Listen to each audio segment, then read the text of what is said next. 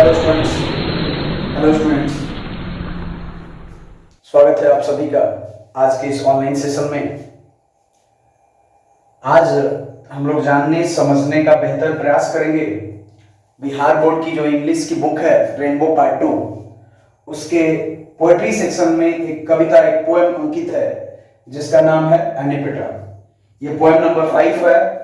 इसी को हम लोग जानने समझने का बेहतर प्रयास करते हैं। तो आइए देर न करके शुरू किया जाए।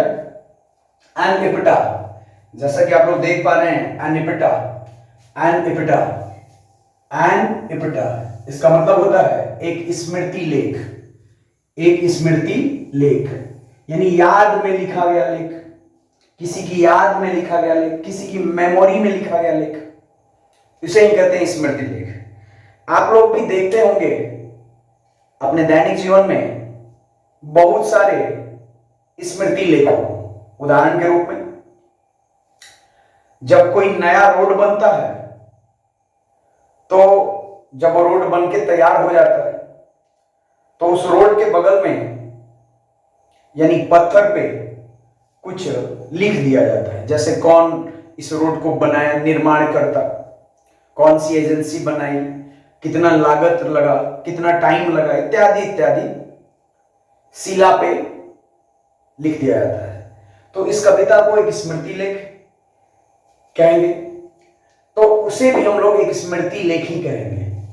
यानी पत्थर पे, शिला पे कुछ लिख दिया जाए, वो है आपके स्मृति लेख।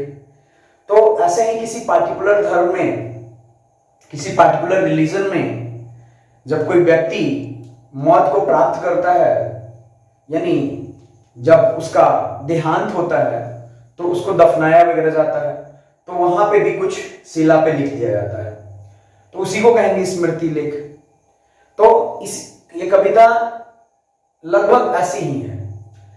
कविता का थीम पहले समझ लेते हैं थोड़ा सा, कि वाल्टर डिलामेरे जो कवि है इस कविता का, वो एक लेडी जो है, एक महिला जो है इंग्लैंड में, तो उनके कब्र पे जाता है जहां उनको दफनाया गया है, जहां उनको ब्यूरिड किया गया है, जहां उनको का ब्यूरिड स्थल है, जहां उनको दफन किया गया है, वहां पे जाता है और उस महिला को याद करता है।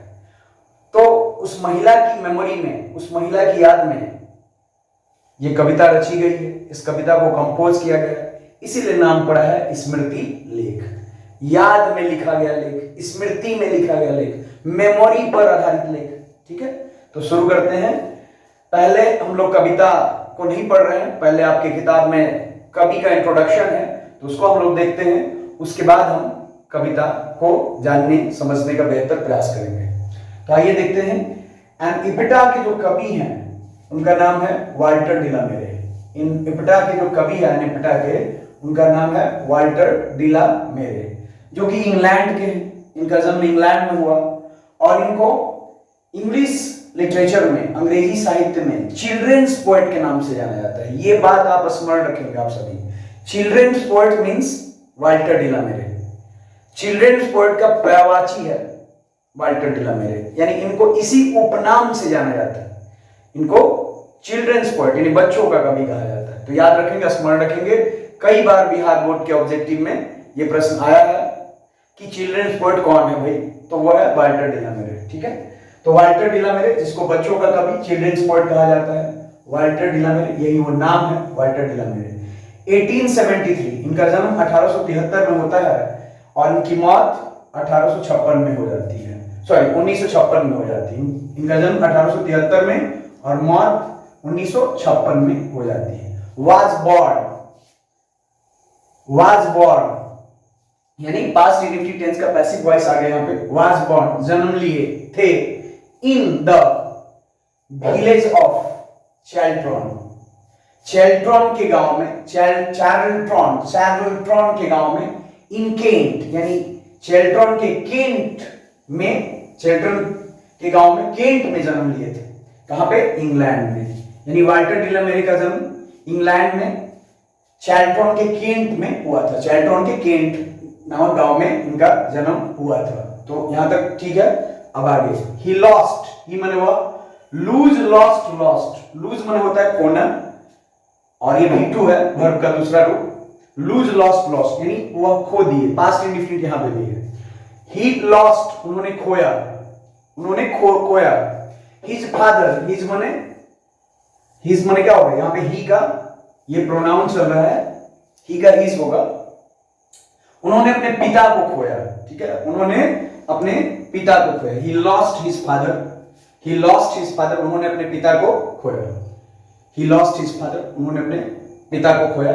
एट द एज ऑफ 4, 4 वर्ष की उम्र में, 4 वर्ष के जब वो थे तो अपने पिता को उन्होंने खोया, यानी उनके पिता का देहांत हो गया, उनके पिता का स्वर्गवास हो गया, उनके पिता का इंतकाल हो गया, ठीक है। एंड माने और, had to move का मतलब होता है यहाँ पे घिसकना नहीं होगा, जानना हो जाएगा। had to move जाना पड़ा, उन्हें जानना पड़ा with his family अपने परिवार के साथ, with माने साथ में, his family अपने परिवार के साथ, to लंदन को जाना पड़ा। यानी जब उनके पिताजी का स्वर्गवास हो गया, जब उनके पिताजी का इंतकाल हो गया, जब उनके पिताजी की मौत हो गई, तो उन्हें अपने परिवार के साथ लंदन जाना पड़ा, ठीक है। अब आगे ही माने वह, इज नॉन यहाँ पे प्रेजेंट इंडिफिनिट टेंस का पैसिव वॉइस आ गया, तो ही इज नॉन उन्हें जाना जाता है, उसे जाना जाता है, उनको जाना जाता है, किनको, वाल्टर डिलामेरे को भाई। तो ही इज नॉन उन्हें जाना जाता है, फॉर हिज, फॉर माने के लिए, हिज माने उनके सेंसिटिव कंसर्न्स, उनके, वाल्टर डिलामेरे को ही इज नॉन यानी उन्हें जाना जाता है, फॉर उनके लिए, हिज माने उनके सेंसिटिव कंसर्न। सेंसिटिव का मतलब होता है संवेदनशील, ये जो शब्द आ रहा है इसका मतलब होता है संवेदनशील, और कंसर्न्स का मतलब होता है चिंता। यहाँ पे कंसर्न्स है, इस लगा हुआ है यानी चिंताओं, ठीक है।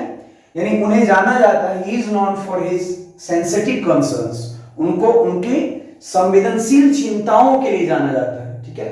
ही इज नॉन उन्हें जाना जाता है, फॉर माने के लिए, ही सेंसिटिव कंसर्न्स उनके संवेदनशील चिंताओं के लिए जाना जाता है। विथ माने साथ, द वर्ल्ड ऑफ चिल्ड्रन बच्चों के संसार के साथ उन्हें संवेदनशील चिंताओं के लिए जाना जाता है। वर्ल्ड में संसार, ऑफ चिल्ड्रन का मतलब होता है बच्चा, यानी उन्हें बच्चों के संसार के साथ सेंसिटिव कंसर्न्स के लिए जाना जाता है, संवेदनशील चिंताओं के लिए जाना जाता है। एंड माने और, द वर्ल्ड ऑफ सुपरनेचुरल यानी कौन से वर्ल्ड भाई, सुपरनेचुरल वर्ल्ड यानी अलौकिक या परलौकिक संसार में, अलौकिक जो दिखता नहीं है, अलौकिक या परलौकिक संसार में उन्हें सेंसिटिव कंसर्न्स के लिए जाना जाता है, यानी संवेदनशील चिंताओं के लिए जाना जाता है। अब आगे, ही सॉन्ग्स फॉर चिल्ड्रन उनके, ये किताब का नाम है, उनकी बड़ी किताब एक है, ये उनके वर्क का नाम है, ये उनका वर्क है, यानी उनकी किताब है, और किताब का क्या नाम है, सॉन्ग्स फॉर चिल्ड्रन, ठीक है। तो ही सॉन्ग्स फॉर चिल्ड्रन, ही songs for children and peacock pie, ये दोनों जो है उनकी कृतियों का नाम है, ये दो उनकी कृतियां, दो उनके वर्क्स हैं, दो उनकी रचनाएं हैं।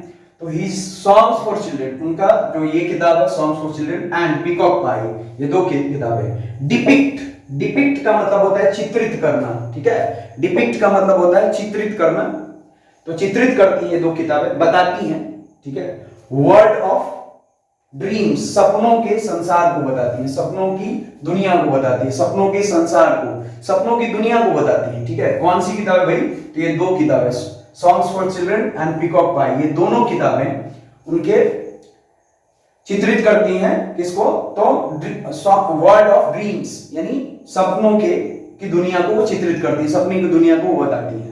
आगे, बट माने लेकिन, इवन माने यद्यपि, इन दीज सॉन्ग्स लेकिन यद्यपि, इन गीतों में there is a note of melancholy, एक नोट है इन गीतों में, क्या है, एक नोट है, एक भाव है, क्या है, मेलैंकोली का भाव है, यानी उदासी का भाव है। इसका मतलब क्या होगा, उदासी, यानी इन गीतों में किसका भाव है भाई, तो उदासी का भाव है, ठीक है बात। अब आगे बढ़े, द पोएट जो कवि है, मेक्स अस अवेयर, कवि हमें अवेयर करते हैं, ठीक है, मेक्स अस अवेयर, हमें, अस माने हमें या हम लोगों को, तो यहां कवि हम लोगों को अवेयर करते हैं, कवि हम लोगों को जागृत करते हैं। अवेयर का मतलब होता है जागृत करना, of the inhuman condition, inhuman condition का मतलब क्या होगा, अमानवीय स्थिति, इनह्यूमन, ह्यूमन मन मानव, और इनह्यूमन माने अमानव। तो अमानवीय जो कंडीशन है, अमानवीय जो स्थिति है,